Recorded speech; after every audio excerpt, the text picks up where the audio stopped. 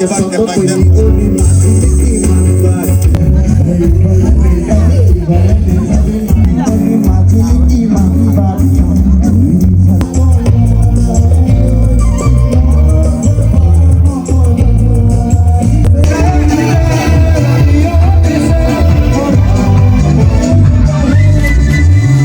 Guys পোনপ্ৰথমে আপোনালোকক ভোগালী বিহুৰ শুভেচ্ছা জনালো।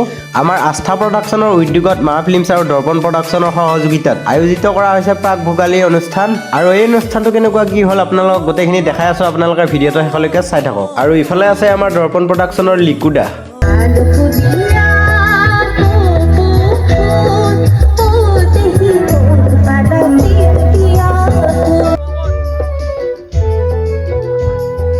আৰু এয়া হ'ল আমাৰ মঞ্চ উদ্বোধক শ্ৰী কুমাৰ প্ৰণৱ নাৰায়ণ দেৱ, কোচ ৰাজবংশী ডেভেলপমেণ্ট কাউন্সিলৰ চেয়াৰমেন।